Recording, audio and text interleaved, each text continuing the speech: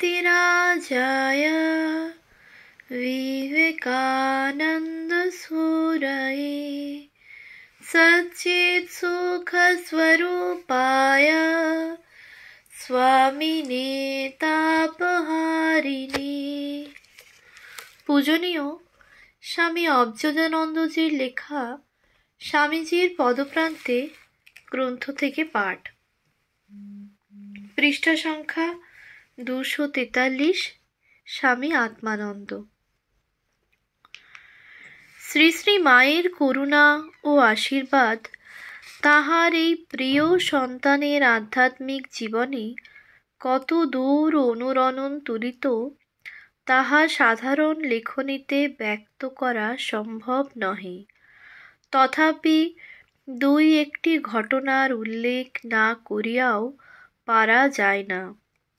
আত্মানন্দ একদা নিজ মুখে অন্তরঙ্গ বাল্য সহচর ও গুরুভ্রাতা স্বামী শুদ্ধানন্দকে কথা প্রসঙ্গে একটি দিব্য স্বপ্ন বৃত্তান্ত বলিয়াছিলেন। কথা হইতেছিল সমাধির আনন্দ সম্পর্কে।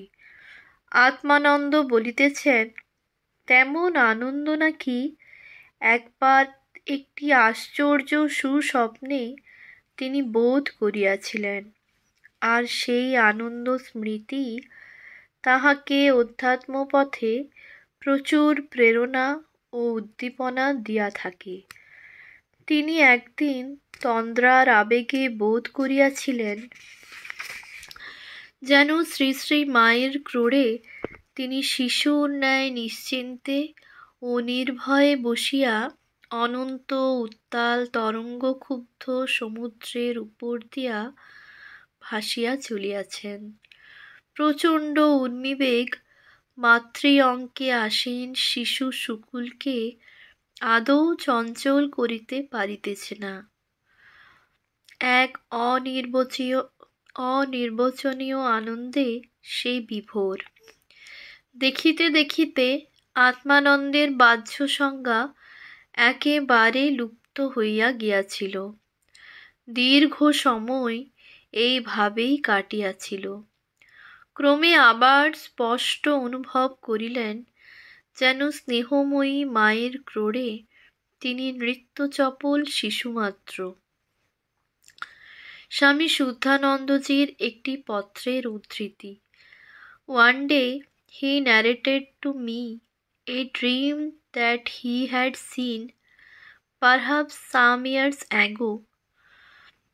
He was floating, as it were, on the surface of an ocean, lying in the lap of the mother. At last he felt an unspeakable bliss, as if torrents of bliss were gushing up everywhere, and he lost all outward consciousness. As he came back to his senses after a long time, he found himself to be a little child dancing in the arms of the mother. Prabuddha Bharat, November 1923। Belur মঠে আত্মানন্দের জীবনচর্চা নবীন সাধু ব্রহ্মচারীদের নিকট আদর্শস্বরূপ ছিল। প্রাচীনদেরও তাহার উপর আস্থা ছিল অপরিসীম।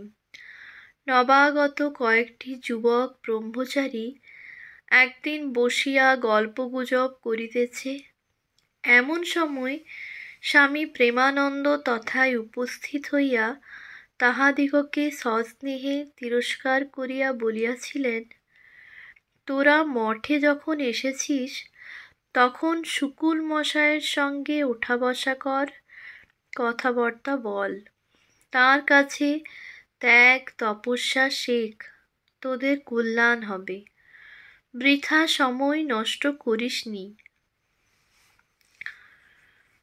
প্রেমানন্দজি একবার কিছুদিন মঠে অনুপস্থিত থাকায় আত্মানন্দের উপরই মঠের সাধারণ তত্ত্বাবধানের ভার ন্যস্ত ছিল।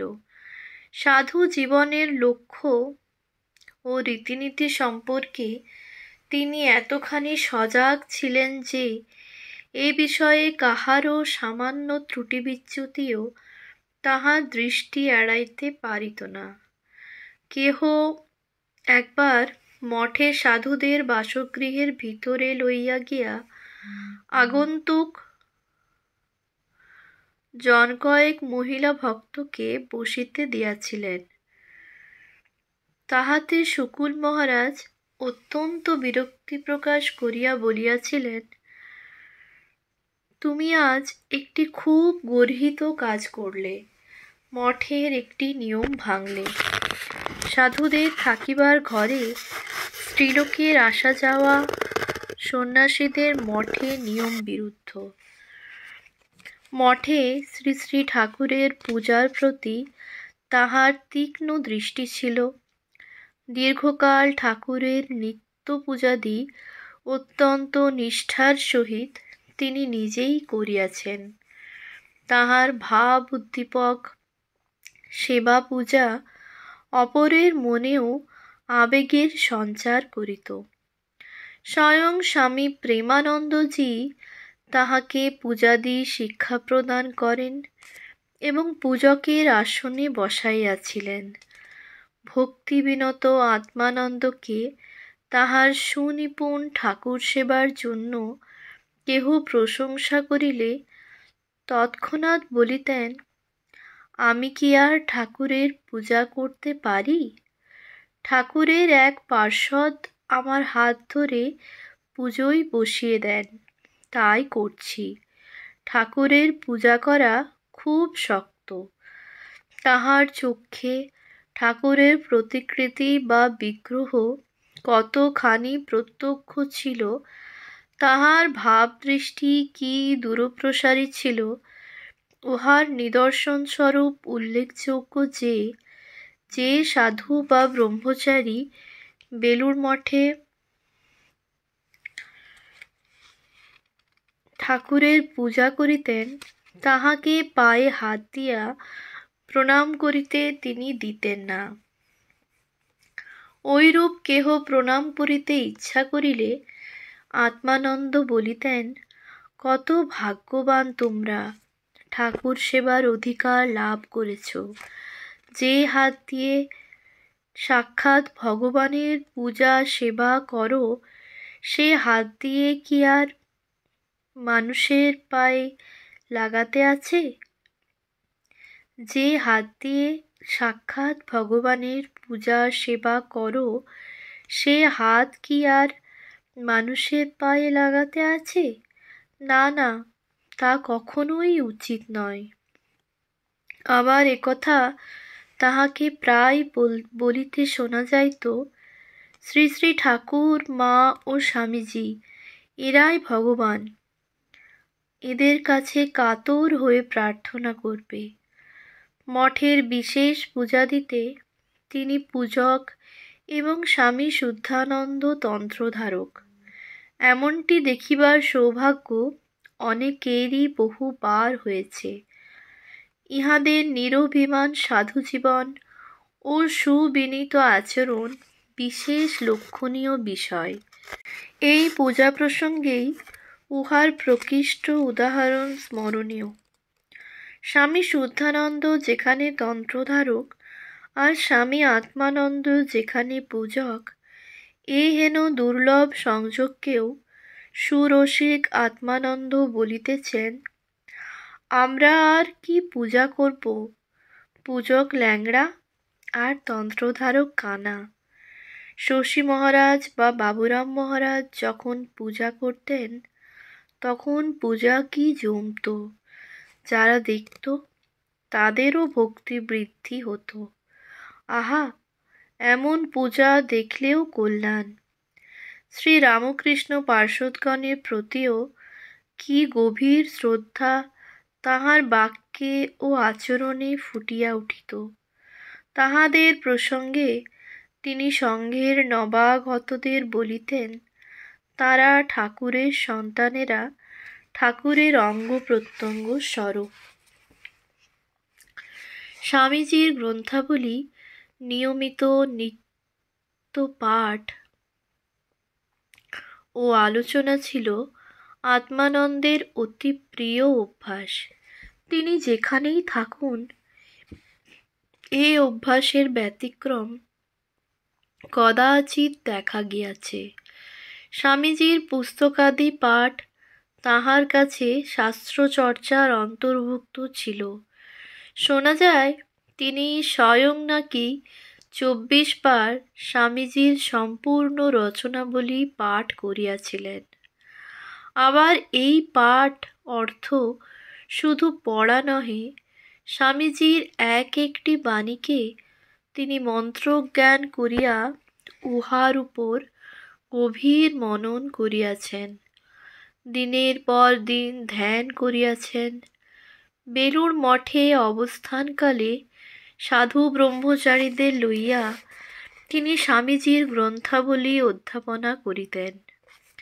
তাহার মুখে স্বামীজির মূল রচনাদির পাঠ যে কত ওজস্বী ও শক্তিপ্রদ শুনাইত, তাহা যাহারাই শুনিয়াছেন তাহারাই সাক্ষ্য দিবেন।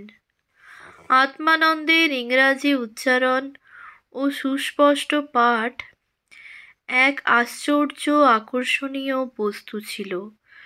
বিশুদ্ধ পাঠবিধিও তিনি অনেককে শিক্ষা দিতেন। স্বামীজির বাণী ও রচনা সম্পর্কে তিনি বলিতেন, শিববাক্য একটিও মিথ্যা হওয়ার নয়। তিনি যা যা বলেছেন সব সত্য, কালে সব সত্য হবেই। স্বামীজি বৃথা বাক্য একটিও ব্যবহার করেননি। তার কথা থেকে সামান্য একটি কমাও বাদ দেওয়ার নয়। স্বামীজির উক্তি নিশ্চয় তাহার কতখানি প্রাণের জিনিস, কত সাধনার জিনিস। স্বামীজির উক্তি নিশ্চয় তাহার কতখানি প্রাণের জিনিস, কত সাধনার বিষয়, তাহা তাহার একদিনের একটি কথা স্মরণ করিলেই বুঝিতে বিলম্ব হইবে না। জনৈককে একদিন বলিয়াছিলেন, অনেকে বাহাদুরি দেখিয়ে বলে, স্বামীজির অমুক বইখানা আমি একদিনে পড়ে শেষ করেছি, কিন্তু আমি স্বামীজির বইয়ের কোনো কোনো অংশ 3 দিন ধরে ধ্যান করতাম, তাতে তাঁর বাণীর সম্যক অর্থ উপলব্ধি হতো। এক নিঃশ্বাসে তাঁর বই পড়ে কি বুঝবে? আবার বিরক্তির সঙ্গে এরূপ মন্তব্যও করিয়াছেন, শাস্ত্রবাক্য কিংবা ঠাকুর স্বামীজির কথা সাধারণত অতি সূক্ষ্ম ও অতীন্দ্রিয় জগতের বিষয়, ধ্যান ও উপলব্ধির বিষয়, আলপটকা মারবার বিষয় নয়। স্বামীজির গ্রন্থকে তিনি যে কি সম্মান দিতেন তাহা বলিয়া বুঝাইবার নহে। এইরূপ উচ্চ চিন্তা উদ্দীপক বই একটানা গড় গড় করিয়া পড়িয়া যাওয়া তিনি আদৌ পছন্দ করিতেন না। যখন তিনি সম্বলপুরে ছিলেন, একদিন তাহার সম্মুখে স্বামীজির কোনো গ্রন্থ ঐরূপ দ্রুত কেহ পড়িতেছিলেন। আত্মানন্দ তাহাতে অসন্তুষ্ট হইয়া বলিয়া উঠিয়াছিলেন, স্বামীজির বই একসঙ্গে এতখানি পড়ে কেউ কি হৃদয়ঙ্গম করতে পারে?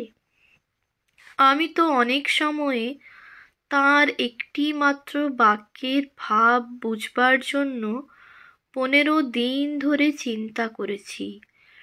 নিছক ভাষাজ্ঞান বা পাণ্ডিত্য থাকিলেই যে স্বামীজির বাণীর মর্মার্থ গ্রহণ করা যায় না, তাহাও ওই সম্বলপুরেরই একটি দিনের ঘটনা স্মরণ করিলে উপলব্ধি হইবে।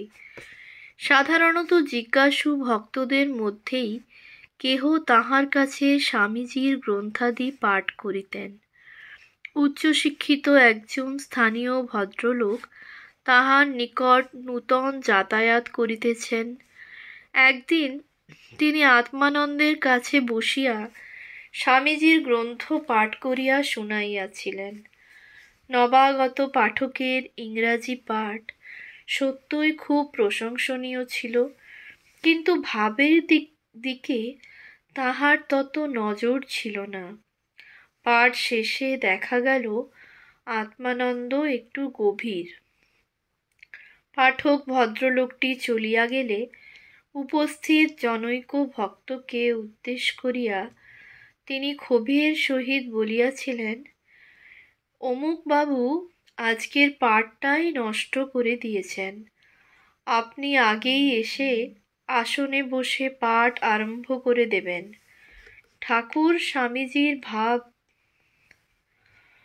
না পেলে কি কেউ এসব বই ঠিক ঠিক পড়তে পারে?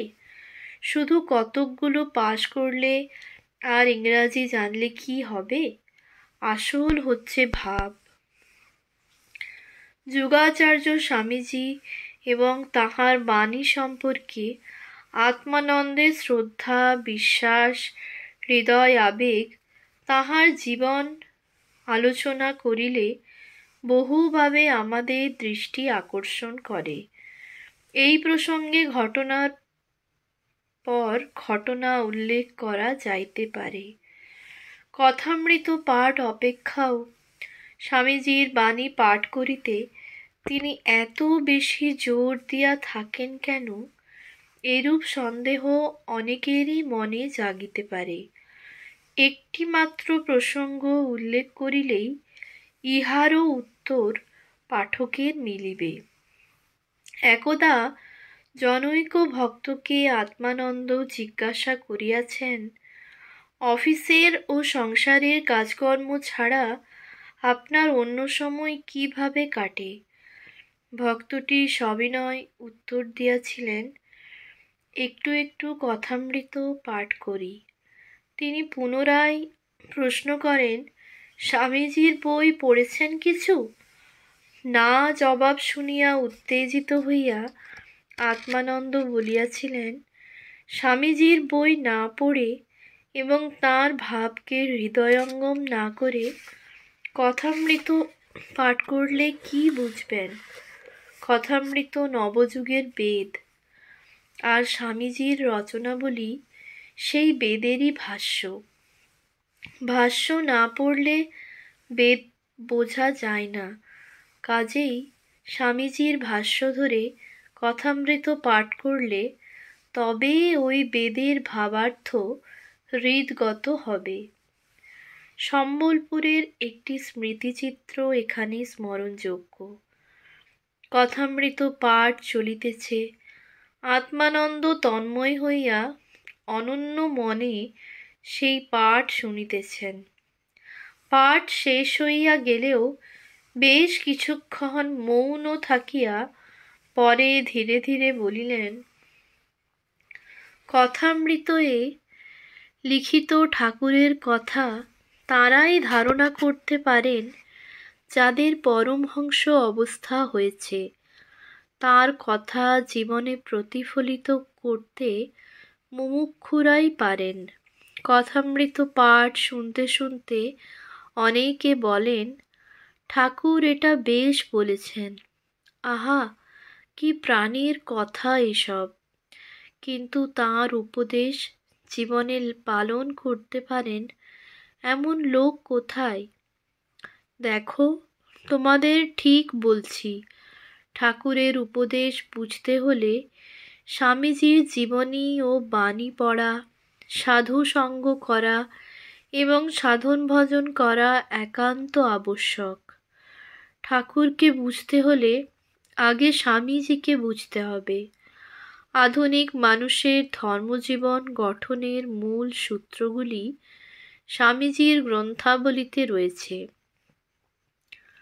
আত্মানন্দের বৈরাগ্যদৃপ্ত জীবন, মঠের নবীন সন্ন্যাসী ও ব্রহ্মচারীদের কাছে সর্বতোভাবে অনুকরণীয় ছিল। শাস্ত্রাদি অধ্যাপনা ছাড়াও তাহাদিগকে আদর্শ সাধু হইবার পথে তিনি নানাভাবে উপদেশ ও প্রেরণাদি প্রদান করিতেন। সংসার ত্যাগী তরুণ সাধুদিগের তিনি বলিতেন, পূর্বাশ্রমে জীবন একেবারে ভুলে যাও। মনে করো মঠে নূতন জন্ম হয়েছে। সন্ন্যাসের মন্ত্রগুলি বারবার পড়বে এবং মর্মার্থ মনে জাগিয়ে রাখবে। সন্ন্যাসী স্বগৃহে যাবে কেন? 12 বৎসর পরে স্বগৃহে একবার যাওয়ার কথা থাকলেও তা সকলের পক্ষে প্রযোজ্য নয়। হরি মহারাজকে দেখো, সংযত চরিত্র সাধুর শরীর ভাঙে কিন্তু মুখ ভাঙে না। সংযমের অভাব হলেই চোখ বসে যায়। তিনি বলিতেন, পূর্বাশ্রমের সঙ্গে চিঠিপত্রের যোগাযোগ রাখাও সন্ন্যাসীর পক্ষে অনিষ্টকর। তবে একমাত্র গর্ভধারিণী জননীর লিখিত পত্রের উত্তর দেওয়া চলিতে পারে। অন্য কাহারও চিঠি পড়াও অনাবশ্যক। স্বামীজি প্রণীত মঠের নিয়মাবলী সাধুদের নিত্য পাঠ করিতে, এমন কি কণ্ঠস্থ করিয়া রাখিতে উপদেশ দিতেন। ব্রহ্মবিদ্যা লাভের পথে যত প্রকার অন্তরায়, আত্মানন্দ তাহা দ্ব্যর্থহীন ভাষায় সকলকে বুঝাইয়া বলিতেন, সতর্ক করিয়া দিতেন। যাহা হোক, মঠের জলবায়ুতে আত্মানন্দের শরীরে তেমন উন্নতি কিছু দেখা গেল না। গুরুভ্রাতা স্বামী শুদ্ধানন্দের ব্যবস্থাপনায় ও অন্যান্য প্রাচীনগণের পরামর্শে কিছুদিনের জন্য সম্বলপুরে বায়ু পরিবর্তনে যাওয়া স্থির হইল। মঠের জনৈক বিশিষ্ট ভক্ত সেখানে তাহার সেবা চিকিৎসাদির সব ভার গ্রহণ করিলেন এবং সেখানে তাহারই বাটিতে আত্মানন্দের বাসস্থান নির্দিষ্ট হইয়াছিল। তদ অনুযায়ী 1916 খ্রিস্টাব্দে দুর্গাপূজার পরেই তিনি সম্বলপুরে গমন করেন। এ সময়ে তাহার শরীর এত খারাপ যে দিনে প্রায় 20-25 বার পাজ্যে যাইতে হইত। এই কালে তাহার পথ্য ছিল বার্লির জল মাত্র। কিন্তু সম্বলপুরের পুণ্যবান সেই ভক্তটির সেবা যত্নে এবং সুচিকিৎসার ফলে আত্মানন্দ অল্প দিনেই বেশ সুস্থ হইয়াছিলেন। সেখানকার পানীয় জল তাহার শরীরের খুব উপযোগী ছিল। অচিরেই তাহার স্বাস্থ্যের এত উন্নতি দেখা গিয়েছিল যে সকলেই খুব আনন্দিত হইয়াছিলেন। ভগবৎ ভক্ত মহাত্মাগণ যেখানেই অবস্থান করেন সেখানেই ভগবানের মন্দির বা আশ্রম গড়িয়া ওঠে। আত্মানন্দের অবস্থানে সম্বলপুরের নিরালা সেই ছোট গৃহটিও যেন সত্যই এক আশ্রমে পরিণত হইয়াছিল। দৈনিক ভক্ত সমাগম, জিজ্ঞাসুদের ভিড় ক্রমশই বৃদ্ধি পাইতেছিল। সংসার তাপে ক্লিষ্ট বহু ব্যক্তি আসিয়া সৌম্য শান্ত এই সন্ন্যাসীর সাহচর্যে কিছুক্ষণ বসিতেন। তাহার অপূর্ব উদ্দীপনাময় উপদেশ লাভ করিয়া শান্তি পাইতেন। কথামৃত, স্বামীজির গ্রন্থাবলী এবং গীতা উপনিষদ প্রভৃতি শাস্ত্রাদি নিয়মিত তাহার কক্ষে পাঠ ও আলোচনা হইত। আত্মানন্দের গভীর ধ্যান তন্ময়তার কথা পূর্বেও উল্লিখিত হইয়াছে। সম্বলপুরে অবস্থানকালীন একটি ঘটনার উল্লেখ মনে হয় এখানে অপ্রাসঙ্গিক হইবে না। শরীর বেশ সুস্থ সবল হওয়ায় প্রত্যহ বেশ কিছুদিন কিছু দূর পর্যন্ত পাহাড়ে জঙ্গলে তিনি বেড়াইতেন। জঙ্গলাকীর্ণ একটি শিবালয় অতিশয় নির্জন ছিল বলিয়া তিনি ভ্রমণ শেষে সেখানে গিয়া একটি নির্দিষ্ট শিলাখণ্ডের উপর নিয়মিত কিছুক্ষণ আপন ভাবে ধ্যান চিন্তাদি করিতেন। সাধারণত তিনি একাকীই যাইতেন, কখনো খুব ঘনিষ্ঠ ভক্ত কেহ বা তাঁহার সঙ্গী হইতেন। একদিন সন্ধ্যার কিছু পূর্বে আত্মানন্দ তাঁহার নির্দিষ্ট আসনে নীরবে বসিয়া ভগবৎ চিন্তা করিতেছেন। সঙ্গী একটি ভক্ত কিছু উপরে পাহাড়ের গায়ে আরেকটি সোপানের উপর বসিয়া আছেন। ক্রমশ বনস্থলিতে সন্ধ্যার অন্ধকার নামিয়া আসিতেছে। এমন সময় চকিতে দেখা গেল একটি বিরাট ব্যাঘ্র সরাসরি ধ্যানমগ্ন আত্মানন্দের সম্মুখে চলিয়া আসিয়াছে। অসহায় সঙ্গী ভদ্রলোক তো হতবুদ্ধি হইয়া ভয়ে কাঁপিতেছেন। যাহা হোক, ব্যাঘ্রটি আত্মানন্দের প্রস্তরবৎ ধ্যানমূর্তির প্রতি একবার কটাক্ষপাত করিয়া মাথা নিচু করিয়া পুনরায় জঙ্গলের মধ্যে গিয়া প্রবেশ করিল। ব্যাঘ্রটি প্রস্থান করিলে সঙ্গী ভদ্রলোকটির সর্বাঙ্গে যেন ঘাম ছুটিল। পায়ের জুতা খুলিয়া ফেলিয়া নিঃশব্দে দৌড়িয়া আসিয়া আত্মানন্দের ধ্যান ভঙ্গ করাইয়া স্থান ত্যাগ করিতে অনুনয় করিলেন। কিন্তু তিনি পরম নিশ্চিন্তে যেন অন্য কোনো রাজ্যে ছিলেন।